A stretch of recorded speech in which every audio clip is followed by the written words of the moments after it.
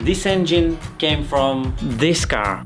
I bought this crash-damaged Audi RS3 thinking I've got myself a bargain, but here I am today rebuilding my biggest financial mistake I have ever made. From a bent chassis to extortionately expensive parts, all the way to a broken engine, this car has had it all. Despite that, I'm determined to prove to myself I can overcome any challenge this car throws at me and ultimately fulfill my dream of owning an RS3. I have to put my big boy pants today because this is going to be my first ever engine rebuild. Ever. Since we're going way over the budget with this project, I have no choice but to take on this huge challenge and attempt to rebuild this engine on my own. With the little experience I have and the complexity of this engine, there is a lot at stake. So if you like the content I make, now is the time to support me and subscribe to my channel. We start off by removing this turbo piping coming from the hot side and going into the intercooler at the front. It's held by 3 bolts only. Next up is removing the coil and the spark plugs from each cylinder, along with those studs and nuts that hold them in place. In order to avoid confusion, I'm going to separate them in plastic bags with a tag and a little note to know where they've come from. I'm going to use this approach throughout the whole rebuild process, so when it comes to an assembly, nothing gets missed or put in the wrong place. Oh, the coils and the spark plugs are out. We are going to remove the turbo here. I don't really want to disconnect it from here because there is a gasket in between which I don't want to replace. So I'm just gonna take the whole thing off. Hopefully we should be able to do that. You can't really undo this. So I'm gonna have to follow this around and undo it from this PCV valve. So this will be our next stop. For those of you that don't know, PCV stands for positive crankcase ventilation, and it's essentially a one-way valve that removes unwanted gases and build up pressure from the crankcase. Next up is the wastegate pressure tube, and once that's off, we're off to remove this heat shield on top. There are a few screws on that, but for some reason it wasn't coming off. So this thing you can't really take off, neither front, neither to the side. You can't really take it off, so you have to take the turbo first. Who would have done that? Since that heat shield did not want to come off, I started undoing all screws that hold the exhaust manifold. Some of these are so tricky to access that I genuinely don't know how this has been put together in the first place. The last one is always the hardest. This one, for instance, is exactly behind the turbocharger itself, so good luck removing it. Since I had enough, I moved to undo the oil and the cooling hoses for the turbo. They are not too difficult to take out, but I'm just being careful not to damage anything with the screwdriver. Under each of these connections there is a seal, which we have to replace, and believe me, there are a lot of seals and O-rings in this engine. And despite having no fluids inside the engine, it's never too late to make a mess. As soon as you take this one off, we have a mess. I came back to the heat shield, and this time I wasn't going to let go until it was fully out. So with lots of wiggling and persuasion, it was finally out. We almost got it. I cannot believe how much of a struggle this is. I don't think this can go back in. Or at least I'm not sure how. The next thing are these bolts here. This one and this one. And then there's 6 of these. So let's see if they will move. So strangely enough, this is socket 11. Never seen that before. So the funny thing is, this nut we can't really take off because it's blocked by the turbo, but you can't take the turbo off because you have to take this one off, but you can't really take it off because there's tons of other stuff. So I'm not sure how this would work out, but let's see. Seems like my plan didn't work, and we're gonna have to take this part off anyway. So, well, no shortcuts. I have learned that the hard way. There are no shortcuts in rebuilding cars, even more so in rebuilding engines. But when something is going too well, it's usually not good news. We have a broken stud as well. We just keep finding more and more damage every single time. Now that all tightening nuts are undone, it was time to try to take the turbo off. Well, there was a lot of persuasion with this, but eventually it was out. And And here we go. Turbo is removed. We can finally take this bloody bracket off. The next step is removing a whole bundle of electrical connectors, clip ties, vacuum hoses and cables which pretty much wrap around the whole engine. So that thing goes all the way in between. Oh no. This thing goes in again bloody... I don't think anything if we do here is a good idea. Let me undo this little bolt. We're gonna undo this bolt, and this bolt here must release the whole thing. At the end, I didn't have to remove this bolt, but we learned by mistake. Let's get my welded screwdriver. This is when I touched the positively charged surface, if you remember from part 1 of making my Audi RS3 engineless. Alright. In order to extract the whole bundle I mentioned earlier, I had to remove one last hose, which was attached to the water pump. But it wouldn't move no matter what I did, so I decided to take a different approach. Oh no! New plan of attack. I'm going to try to remove this whole thing, because I can't really take this little hose out from the water pump. Ah, actually it's almost out. But anyway, we have to do it. So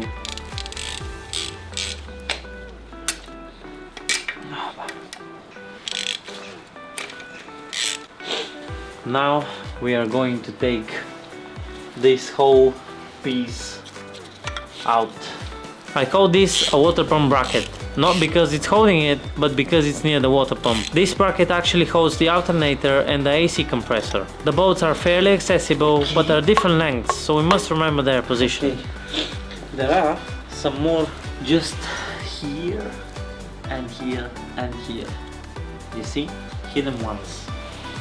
So we're going to undo these. At first, I thought the water pump screws bolted to this bracket, but as soon as I took it out, I found out they weren't.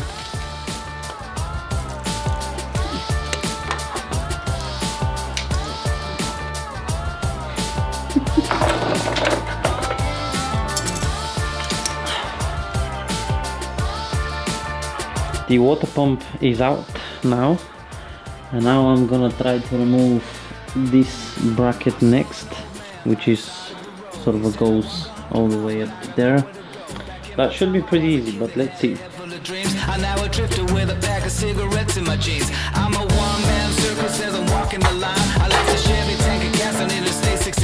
there it is, one water pump bracket is removed. Let's put back here the little bracket and then we'll store this. These are the bolts that I removed for absolutely no reason. Next up is disconnecting the fuel return pipe from the PCV valve. Each hose end is held by a clamp which has probably never been taken off. I struggled for quite some time to undo it from the other side, so I used the little picking tool to pry it off from this T-junction. And there we go, more lines are disconnected. After that we move to the coolant steel piping. There are a few places where the pipes are bolted until they go into a soft connection at the front of the engine. Lots of clamps and lots of bolts. Okay, so I just disconnected this hole right there inside, and that is now linked to these two pipes, which can now come off, and after some maneuvering they were out.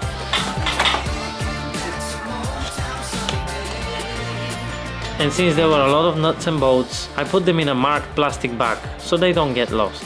Next is this little vacuum hose, which I removed with the speed of sound.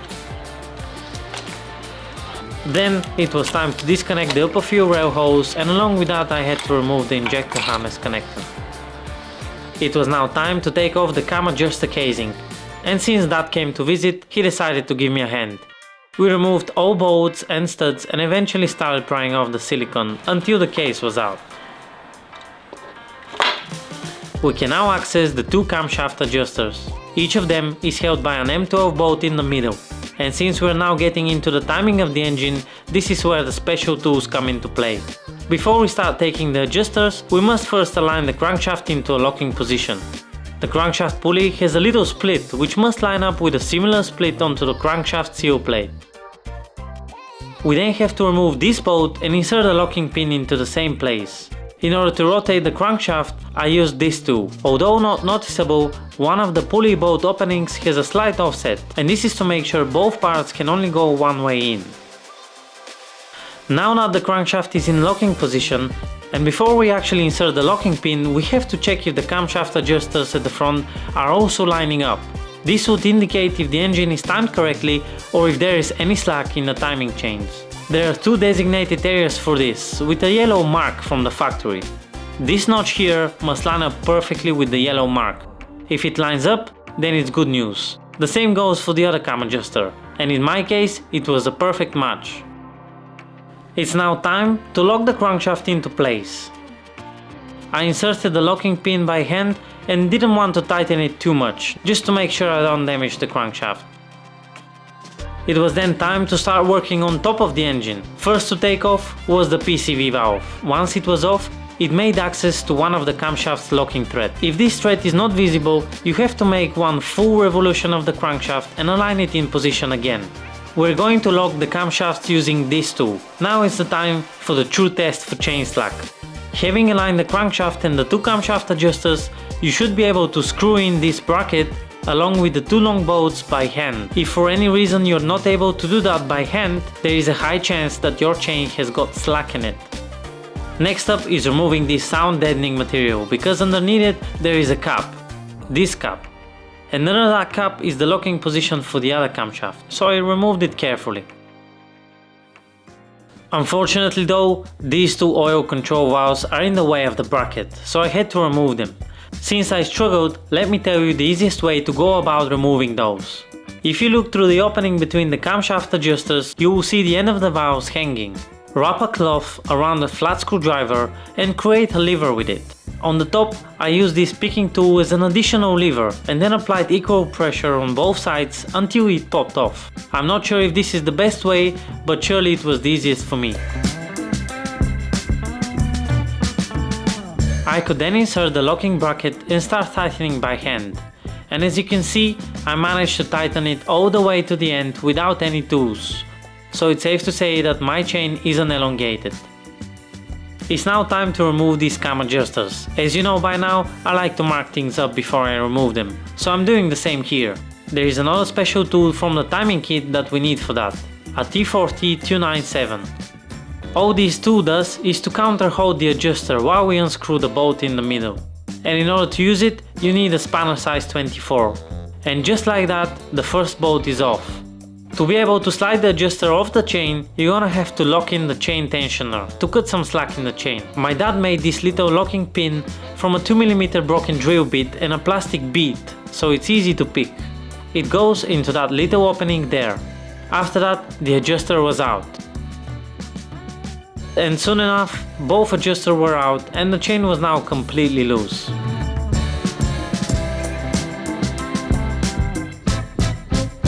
Next job is to remove the rocker cover.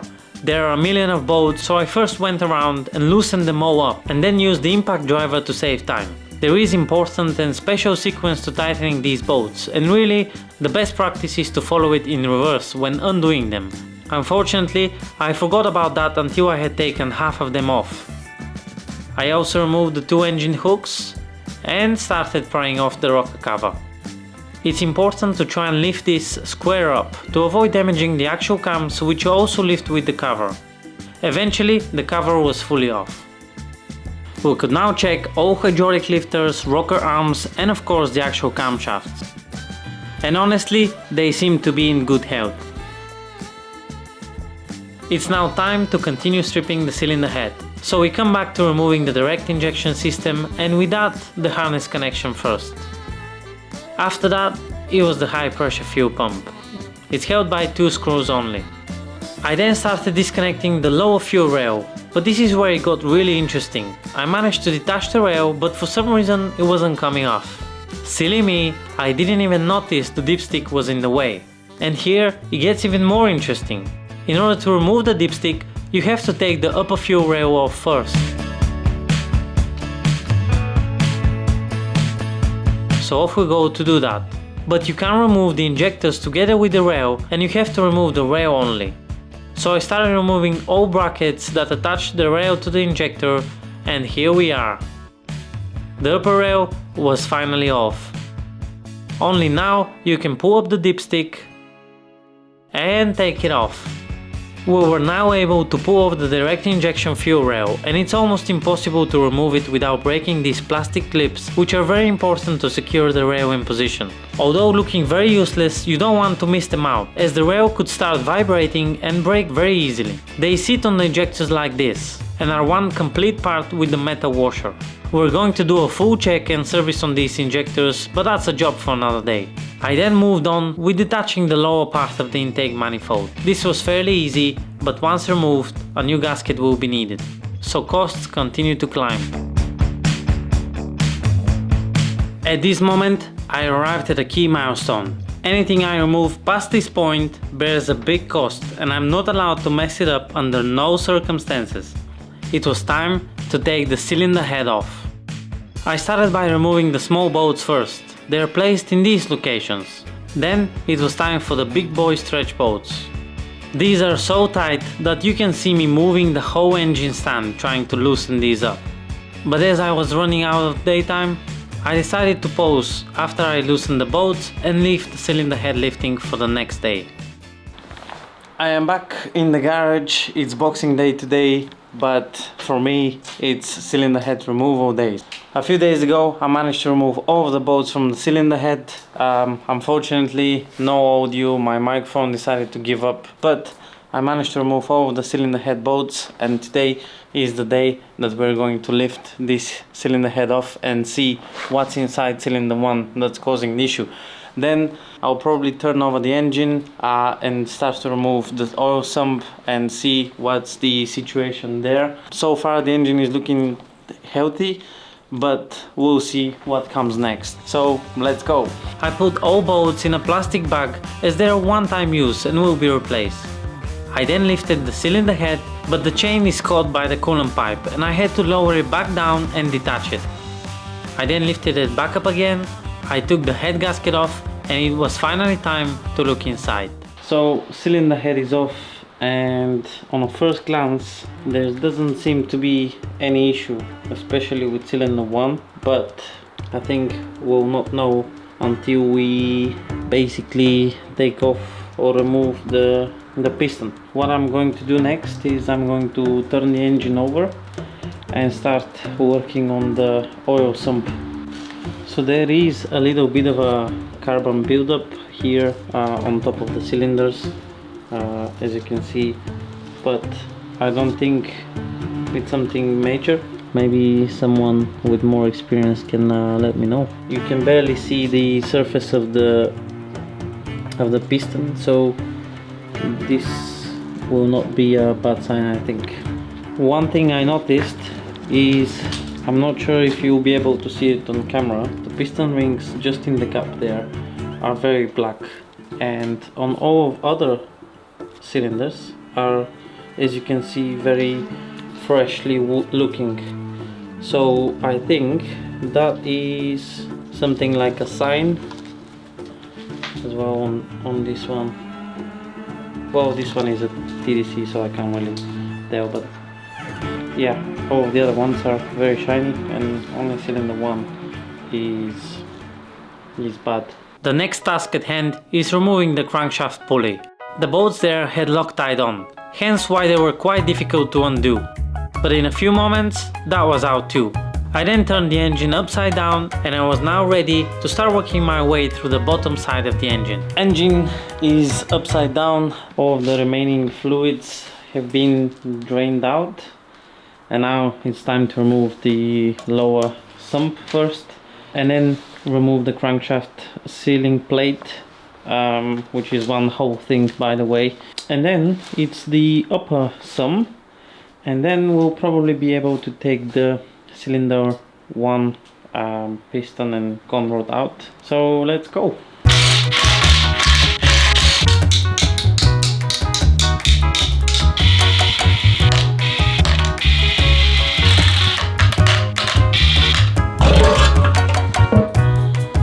Not so good news, guys. I have found something in the oil sump tray which doesn't look too good.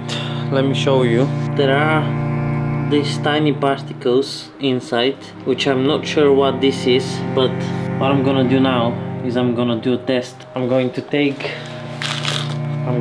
this magnet, and if this thing sticks to the magnet, then we have bad news.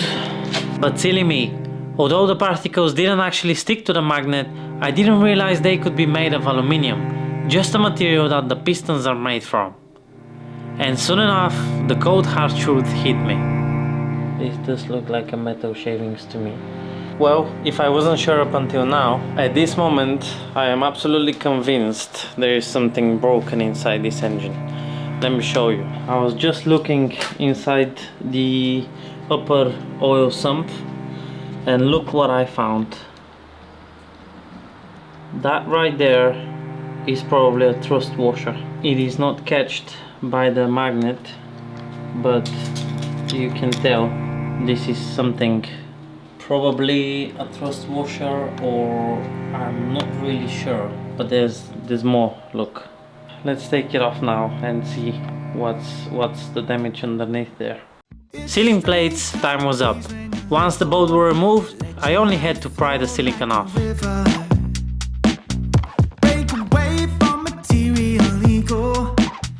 Engine is now on the table. It's no longer on the stand because I have to access this panel.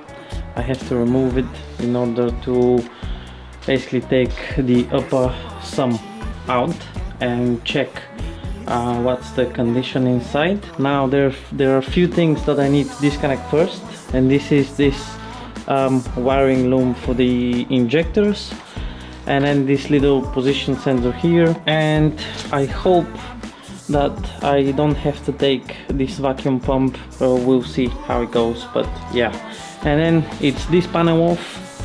I have to be really careful here how to basically disconnect everything. There are a few washers and circlips, etc. inside, and seals, which I have to be careful with. But other than that, I think this is the next step. The last wiring loom was very easy to remove, but there is a position sensor which goes with it, so I had to detach that as well. And there we go, it's removed. The crankshaft casing from the gearbox side was the last one to go. A few bolts and it was out too. I had to be extra careful here, as the main crankshaft seal from the gearbox side was mounted here too. So I started prying off the panel the same way as before, slowly and carefully, until it popped off. Luckily, I didn't have to detach the vacuum pump from the casing. Cover is off, and now we have to remove the upper oil sump. But before that, I need to remove this because there is a bolt underneath there, and then there's hell of a lot of bolts here. Let's crack on. I don't think here we have to remove anything. I think it's just the plastic bit first, then the bolts, and that should come off. Before removing the upper part of the sump, I had to remove the oil pump funnel, and now that's out of the way, we can proceed with removing another pile of bolts. As usual, I first go around with the ratchet to loosen them slightly, and then use the impact driver to finish them off. Finally, it was time to detach it the same way I did with the rest of the casing.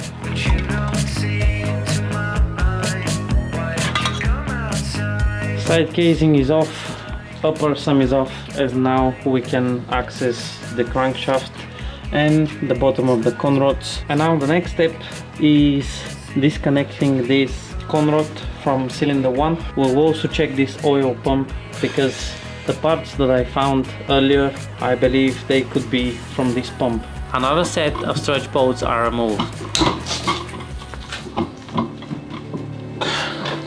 But then the worst thing happened.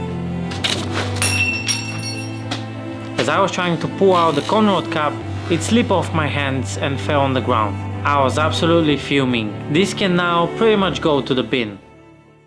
So we've put the engine to the side, and now we're gonna take cylinder 1 piston and conrod out. My dad's gonna help so it doesn't fall off.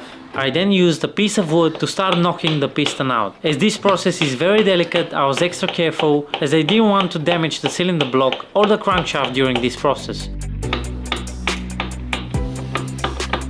Soon enough, I found out the piston rings had baked into the piston, but I didn't know how the side of the piston looked like. And now it was time to find out. We've just removed the piston. There is no damage to the cylinder, thankfully. I have finally found the problem to my non-working RS3 engine, and here it is.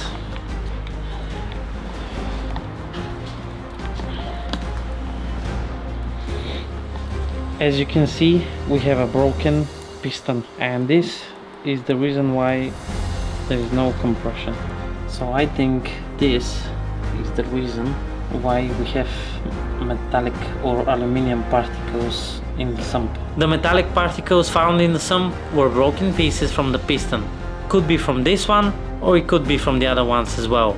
It's a whole miracle that these bits did not cause any scratches or scores on the cylinder wall, which was my biggest fear. As the day went by, fewer and fewer parts were left on the block.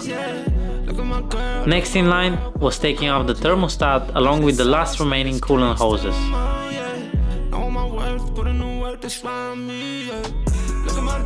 After that, it was the oil filter and this oil cooler next.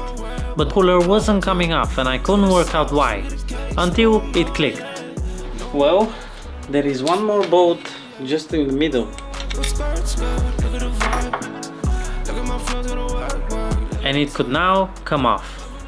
Since the engine is going to the engine machinist, I have no choice but to remove all pistons from the block. I first went around and loosened the conrod caps.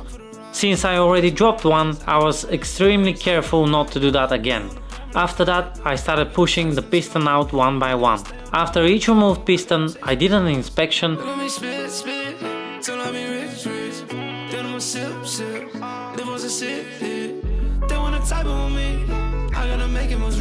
Soon enough, the block was entirely stripped. I removed all of the 5 pistons and conrods out from the block, and now I'm gonna have to remove this oil pump because that is in the way of accessing this bolt right there.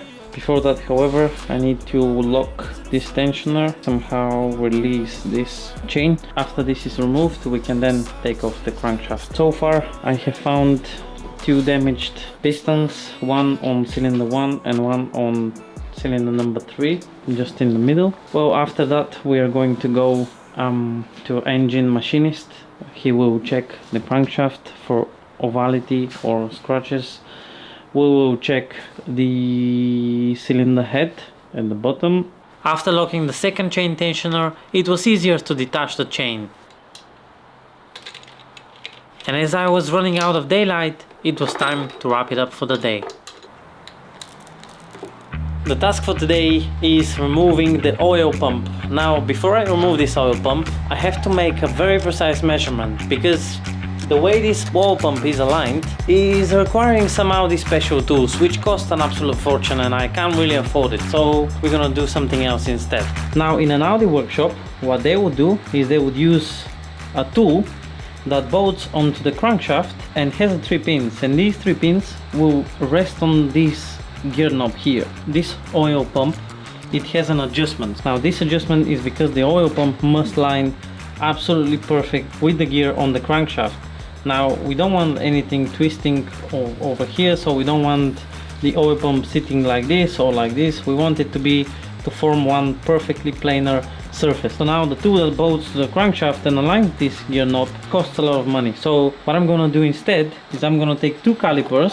Now I know this caliper is absolutely flat, so I'm gonna measure in 2 points. One is here and the other one is here. And that way I'm gonna make sure that this gear is perfectly lined up with this gear. What I'm going to do also is I'm gonna make a mark on here. The way we're gonna do this is I'm gonna put this here like that, so that this pin is lining up with the bolt, and now I'm gonna apply pressure to this so I know it's flat, and then we're gonna measure this side first, make sure it is flat, and that is 38.75. Now the same thing we're gonna do on this side, make sure pressure is applied. On this side it says 39, so there is already 0.3 millimeter difference in the angle according to the crankshaft. So I can now take it all off, and I'm gonna repeat this measurement a couple of times just to be sure that it's correct. Then we're good to go. There is something else that I would like to do to measure the bore of each cylinder with the bore gauge, and this way we would know if there is a sphere or something like that, or something wrong with the cylinder. So the maximum tolerance is 0.03 deviation. Let's see how much is this one. This is actually my very first time working with one of these, so it's going to be fun, I'm pretty sure. I normally never read the instructions, but here I am. So the first thing is I have to make the bore gauge to the diameter we need, and this is actually 82.5. Generally, a bore gauge is not used to actually measure size, but it's rather used to measure deviation from size. So the first step is to find where the highest deviation point is, by swinging the bore gauge left to right. The indicator pointer goes up, and once it's reached the absolute horizontal point, it starts to get down again. This precise point we're going to set to 0 and use as a reference. We then have to use this reference and take measurements at 3 height levels and 2 cross directions. So as you see, this gets to almost to 0, but then starts to go back. This means this is the furthest out point, and now that is 0.02 millimeter difference. So this cylinder is definitely within range, because the range given by spec for the Audi is 0.03 millimeters. So we have a circular difference at the higher part of the cylinder of about 0.01, and then we have a 0.02 circular difference in the cylinder at the bottom. So I'm gonna go ahead now and do the same for the rest, and I'll let you know the results. I then repeated this process on each cylinder, but thanks to my distractionness, I had filmed the last 2 cylinders only. Okay, seems like I've got a good news. All of the cylinders are within the tolerance range, which is 0.03. So all of them are showing 0.01, 0.02 difference. There are in some cases 0.03 difference, but this is still, I would still consider that okay, because it's within the limit. This is a little bit of a relief. Now, as I said, the next step is taking this engine to the engine machinist. He's gonna do a fresh coning, measure the same thing, but you know, let me know what his measurements are, and then I think we're good to go, and we'll start rebuilding, but let's see. So thank you very much for watching this video. If you enjoyed it, make sure you subscribe to the channel, like and share, and I'll see you in the next one. Peace out.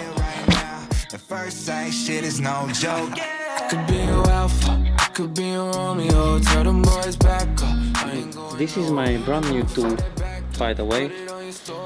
Wider